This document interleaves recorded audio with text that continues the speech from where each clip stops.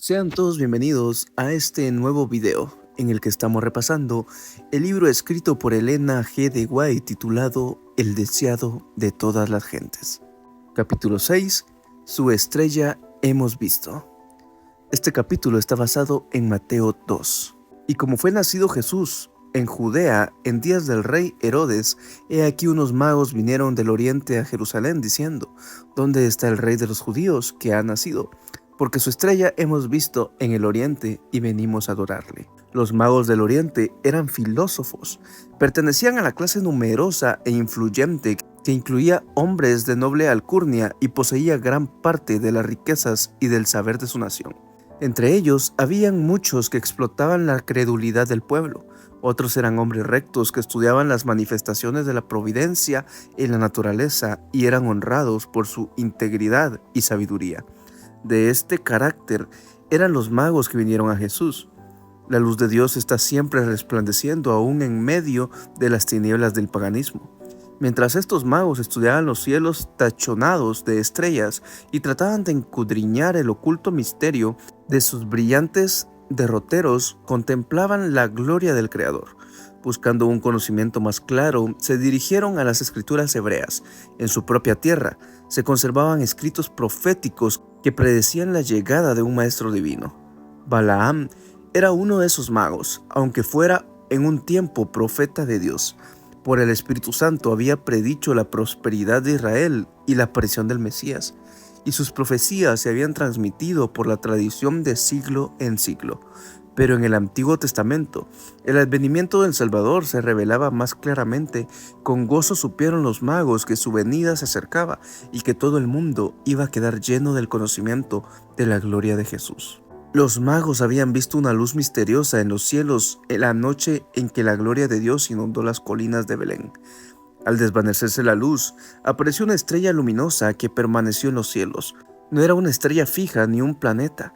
El fenómeno excitó el mayor interés. Esa estrella era un distante grupo de resplandecientes ángeles, pero los sabios lo ignoraban. Sin embargo, tenían la impresión de que la estrella era de especial importancia para ellos. Consultaron a los sacerdotes y filósofos y examinaron los rollos de los antiguos anales. La profecía de Balaam declaraba: «Saldrá estrella de Jacob y levantaráse cetro de Israel». ¿Podría haber sido enviada esta extraña estrella como precursora del prometido?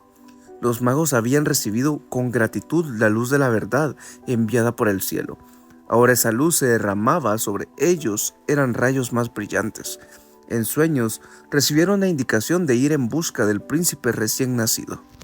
Así como por la fe de Abraham salió el llamamiento de Dios sin saber a dónde iba, así como por la fe Israel siguió la columna de nube hasta la tierra prometida, estos gentiles salieron para hallar al Salvador prometido. En el oriente abundaban las cosas preciosas, y los magos no salieron con las manos vacías. Era costumbre ofrecer presentes como acto de homenaje a los príncipes u otros personajes encumbrados, y los magos llevaron los más ricos dones de su tierra como ofrenda a aquel en quien todas las familias de la tierra iban a ser bendecidas. Era necesario viajar de noche a fin de poder ver la estrella, pero los viajeros pasaban el tiempo repitiendo sus dichos tradicionales y oráculos proféticos relativos a aquel a quien buscaban. En cada descanso, escudriñaban las profecías y se afirmaba en ellos la convicción de que eran guiados divinamente. Mientras tenían la estrella por delante como señal externa, tenían también la evidencia interna del Espíritu Santo que estaba impresionando sus corazones y les inspiraba esperanza. El viaje, aunque largo, fue para ellos muy feliz. Cuando llegaron a la tierra de Israel y mientras bajaban el monte de las olivas, teniendo a Jerusalén a la vista, he aquí que la estrella que los había guiado durante todo el camino se detuvo sobre el templo, y después de un momento desapareció de su vista. Con avidez aceleraron el paso, esperando con toda confianza que el nacimiento del Mesías sería el motivo de toda conversación, pero preguntaron en vano al respecto. Entrando en la ciudad santa, se dirigieron hacia el templo. Para su gran asombro, no encontraron allí nadie que pareciese saber nada del recién nacido. Sus preguntas no provocaban expresiones de gozo, sino más bien de sorpresa y temor, y hasta de desprecio. Los sacerdotes repetían tradiciones, hacían alarde de su religión y de su piedad personal, mientras denunciaban a los griegos y romanos como paganos y más pecadores que los demás. Los magos no eran idólatras y a la vista de Dios ocupaban una posición mucho más elevada que aquellos que profesaban adorarle. Y sin embargo, los judíos lo consideraban paganos. Aún entre aquellos que fueron designados guardianes de los santos oráculos, sus sabidas preguntas no despertaron simpatía. La noticia de la llegada de los magos cundió rápidamente por toda Jerusalén. Su extraña misión creó agitación entre el pueblo, agitación que penetró hasta en el palacio del rey Herodes. El astuto Idumeo quedó perpetuado por la insinuación de que pudiese tener un rival. Innumerables crímenes habían manchado el camino de su ascensión al trono. Por ser de sangre extranjera, era odiado por el pueblo sobre el cual reinaba. Su única seguridad estribaba en el favor de Roma, pero este nuevo príncipe tenía un derecho superior, había nacido para el reino. Herodes temió que los sacerdotes estuviesen maquinando con los extranjeros para excitar un tumulto popular que lo destronase. Sin embargo, ocultó su desconfianza. Resuelto a hacer abortar sus planes por una astucia superior, reuniendo a los príncipes de los sacerdotes y escribas, los interrogó acerca de lo que enseñaban sus libros, con respecto al lugar en que había de nacer el Mesías.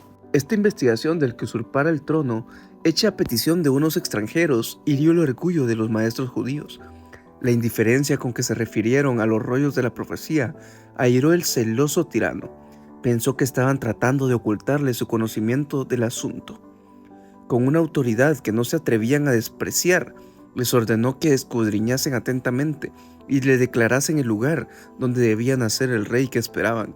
Y ellos le dijeron: en Judea, porque así está escrito por el profeta. Herodes invitó entonces a los magos a entrevistarse privadamente con él. Dentro de su corazón rugía una tempestad de ira y temor, pero conservaba un exterior sereno y recibió cortésmente a los extranjeros. Indagó acerca del tiempo en que les había aparecido la estrella y simuló saludar con gozo la indicación del nacimiento de Cristo. Dijo a sus visitantes: andad allá y preguntad con diligencia por el niño, y después que le hallaréis, hacedmelo saber, para que yo también vaya y lo adore. Y así diciendo, los despidió para que fuesen a Belén. Los sacerdotes y ancianos de Jerusalén no eran tan ignorantes acerca del nacimiento de Cristo como aparentaban. El informe de la vista de los ángeles a los pastores había sido llevado a Jerusalén, pero los rabinos lo habían considerado indigno de su atención. Ellos podrían haber encontrado a Jesús y haber estado listos para conducir a los magos al lugar donde naciera, pero en vez de ello, los sabios vinieron a llamarles la atención al nacimiento del Mesías. ¿Dónde está el rey de los judíos que ha nacido?, dijeron, porque su estrella hemos visto en el oriente y venimos a adorarle. Entonces el orgullo y la envidia cerraron la puerta a la luz. Si los informes traídos por los pastores y los magos habían de ser aceptados, eso colocaba a los sacerdotes y rabinos en una posición poco envidiable, pues desmentía su pretensión de ser exponentes de la verdad de Dios. Esos sabios maestros no querían rebajarse a recibir instrucciones de aquellos a quienes llamaban paganos. No podía ser, razonaban, que Dios los hubiera pasado por alto para comunicarse con pastores ignorantes y gentiles incircuncisos. Resolvieron demostrar su desprecio por los informes que agitaban al rey Herodes y a toda Jerusalén. Ni aún quisieron ir a Belén para ver si esas cosas eran así, e indujeron al pueblo a considerar el interés en Jesús como una excitación fanática. Así empezaron a rechazar a Cristo los sacerdotes y rabinos. Desde entonces, su orgullo y terquedad fueron un aumento hasta transformarse en odio arraigado contra el Salvador. Mientras Dios estaba abriendo la puerta a los gentiles, los dirigentes judíos se la estaban cerrando a sí mismos. Los magos salieron solos de Jerusalén. Las sombras de la noche iban cayendo cuando pasaron por las puertas, pero para gran gozo suyo, volvieron a ver la estrella y ella los encaminó hacia Belén. Ellos no habían recibido ninguna indicación del humilde estado de Jesús, como la que había sido dada a los pastores. Después del largo viaje, se quedaron desilusionados por la indiferencia de los dirigentes judíos y habían salido de Jerusalén con menos confianza que cuando entraron en la ciudad. En Belén no encontraron ninguna guardia real para proteger al recién nacido rey. No le asistía ninguno de los hombres honrados por el mundo. Jesús se hallaba acostado en un pesebre. Sus padres, campesinos sin educación, eran sus únicos guardianes. ¿Podía ser aquel niño el personaje de quien se había escrito que había de levantar las tribus de Jacob? y restaurar los asolamientos de Israel, que sería luz de las gentes y salud hasta los postreros de la tierra. Y entrando en la casa vieron al niño con su madre María, y postrándose le adoraron. Bajo el humilde disfraz de Jesús, reconocieron la presencia de la divinidad, le dieron sus corazones como a su Salvador, y entonces sacaron sus presentes, oro e incienso y mirra. ¡Qué fe la suya!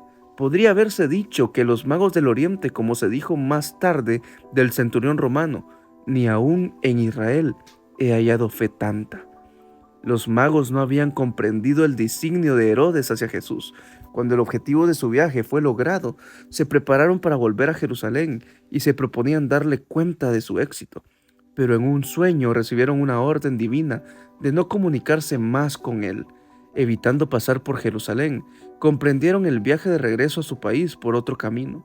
Igualmente José recibió advertencia de huir a Egipto con María y el niño. Y el ángel dijo: estate allá hasta que yo te lo diga, porque ha de acontecer que Herodes buscará al niño para matarle.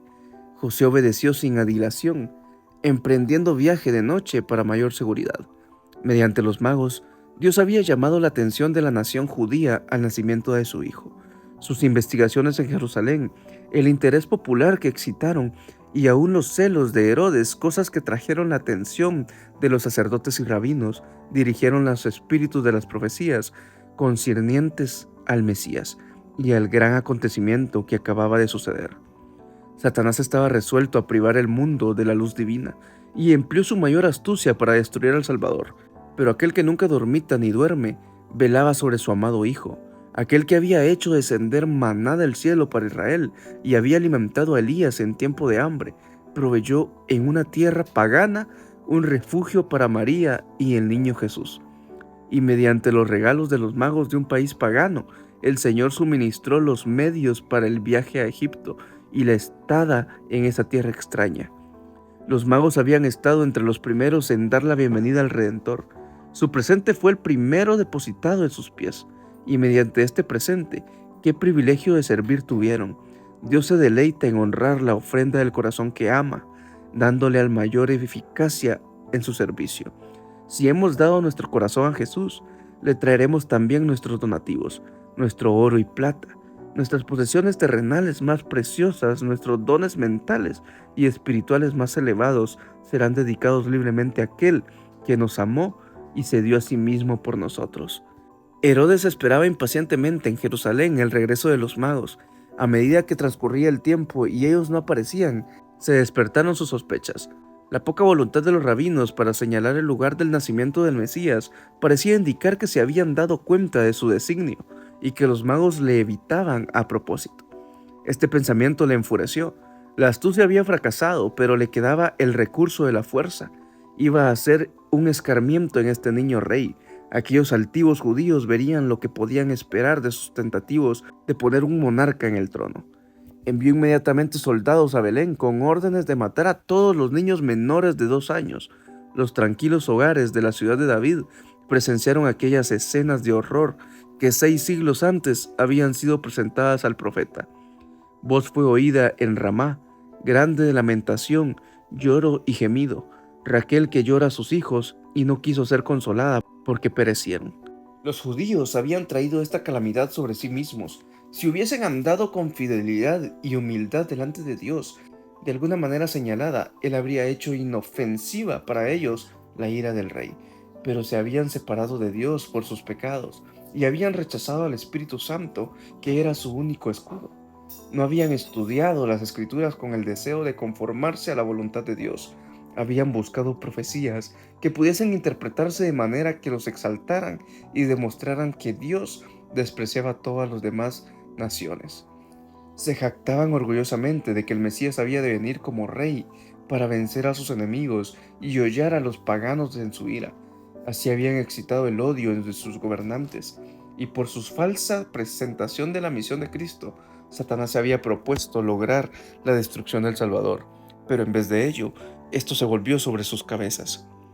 Este acto de crueldad fue uno de los últimos que ensombrecieron el reinado de Herodes. Poco después de la matanza de los inocentes, cayó bajo esa mano que nadie puede apartar. Sufrió una muerte horrible. José, que estaba todavía en Egipto, recibió entonces de un ángel de Dios la orden de volver a la tierra de Israel. Considerando a Jesús como heredero del trono de David, José deseaba establecerse en Belén, pero al saber que Arquelao reinaba en Judea, en lugar de su padre, temió que los designios del padre contra Cristo fuesen llevados a cabo por el hijo. De todos los hijos de Herodes, Arquelao era el que más se le semejaba en carácter. Ya su advenimiento al gobierno había sido señalado por un tumulto en Jerusalén y la matanza de miles de judíos por los guardias romanos. Otra vez fue José dirigido a un lugar de seguridad.